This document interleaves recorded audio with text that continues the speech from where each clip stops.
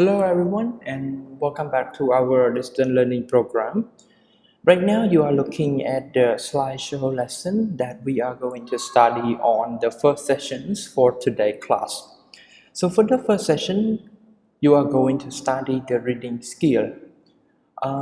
Because we have finished the speaking tutor, so I decided to implement some of the lessons related to the skill of the English language that you need. For example, the reading skill or the writing skills. So in this video, you are going to study the basics concept of the reading exercise. So the content of this video, you are going to learn the type of questions that you will see in the reading exercise and then the type of reading passage, right? Since you have learned a lot about skill, for example, skimming, scanning, the predicting on how to do the heading matchings or yes, no, not given questions. So in this video, you will see a lot more than all of those type of questions.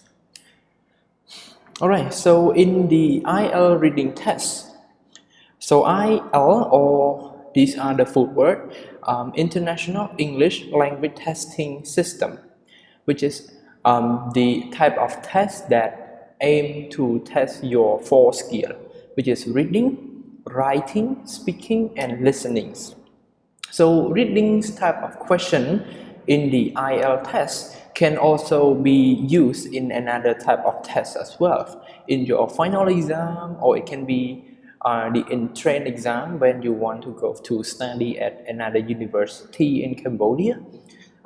They will have the entrance exam that you need to sit in class and take the exam in order to get pass those exams so that you can go to study. So in the reading test, these are the general and most frequent question type that you will see in the test paper. So we have the multiple choice questions, we have identifying information, matching information, matching features, sentence completion, short answer question, summary, note, table or flowchart completion, diagram label, completion, matching sentence endings, matching headings, and identifying writer view or claim. So these are the type of questions that mostly appear in the reading exercise. Again, I would like to emphasize this point because you are now an intermediate learner. You are not the elementaries or a pre-intermediate learner at all. You are at a higher level of language learning level. So all of these type of questions you should familiar with and able to respond properly to all of these question types. So let's look at the MCQ, which is multiple choice questions. So multiple choice questions, they give you the question and they give you an options, which is the choice that you can choose. So multiple choice questions, they have the statement or the question, the answer, and the distractor. So the question or the statement here are the question that or the statement that you can find the answer on the reading passage, and these are the options, and among all these options there is only one correct answer, right? And the rest are the distractor. So to respond to MCQ question like this is very easy. Read this question, read the option, and scan the reading passage for the specific information. So the skill that you need again is scanning, or you can use skimming to get a more answers or more overview before you do the scannings. Another type of question, which is true, false, or not given. So true, false, or not given, it is the question that are related to the finding informations. There are a bunch of sentences and you need to decide whether it is true. When it is true, it means you can find this answer in the reading passage. When it is false, you can find a different information that claim that the statement is false in the passage. When it is not given, you cannot find those information in the reading passage at all. So the most confusing one is the not given statement. It is very difficult because you might think it is false, but actually you cannot find this information in the reading passage and you assume that it is false. For example, all of these sentences, you can find the keyword and then locate those information. When the information are the same, you think it is true. When the information, you cannot find any information at all, you might think it is false, but actually it is a not given statement. So matching heading, which we have already covered and we have learned the techniques on how to do the heading matching exercise from the previous video already. So I think it's not a problem for you. And for the sentences completion, or this one can be a summaries, the table charts, or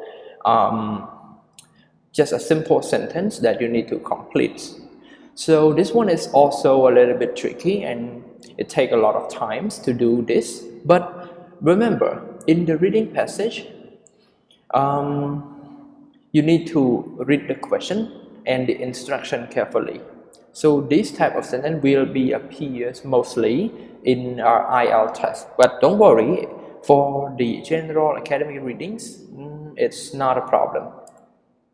For the summary, in reading passage, you read a long passage and then you will need to write a summary, right? So in the summary, it's very easy because you just find the keyword to complete in this space. It is not a big problem. All right, so why I am presenting all this type of question for you?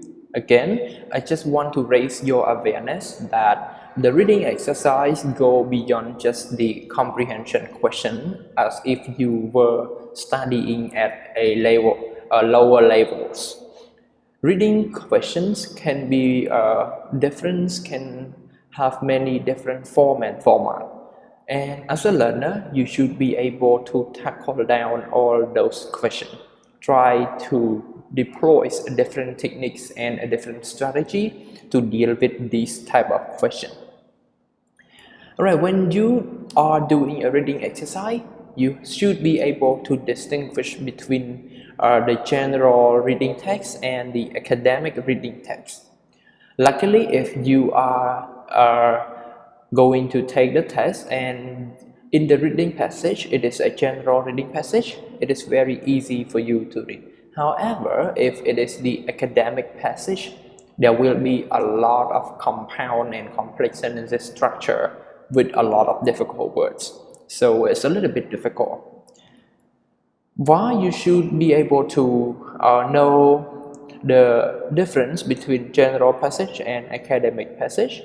Because these two different passages has different purpose and you also need to use a different strategies to read this passage. So this table gives you the type of reading passage and the reason why you read it and the techniques on how you are going to read it. So for example, if it is a letter from a friend, generally you read it for pleasure and to find more information. So to read it, you just read word by word. We call it intensively. So read word by word. However, if it is magazines, so you also read it for pleasure and information, but at the same time you need strategies to read because no one going to read the magazine cover to the end of the magazine. They just skim the magazine and then look at the heading and the photo. If those headings seem to be interesting, they read until they finish the articles. So this is how you read a magazine. How about an airline ticket? You read it for information. There is no need to read for specific read it intensively. But for this type of reading, you just scan the ticket or the postcard to find the information you need. Travel brochure, So it kind of the travel guide. So you look for the information. So skim for the overview, scan to identify relevant information. And academic text, which is the text that is more complicated. So you need to read to follow an argument, read to get more information, read to get a better idea. So for this academic text, you skim for the general idea of the text and then read some interesting part that will be beneficial for you. So when doing reading exercise, you should be able to tell whether this is a general reading passage or academic reading passage. Again, whether it is a general reading passage or the academic reading passage, the process of readings kind of similar or the same, because there are only three main skills that you need to use. First off, skimming is very important. Scannings will be very beneficial for you to locate important information. And intensive reading, which means you read to detail to find the most important information. You read everything to get a better idea. So everyone, reading exercise, no one is perfect at reading exercise. You cannot expect to see someone getting 100 over 100 score of reading exercise.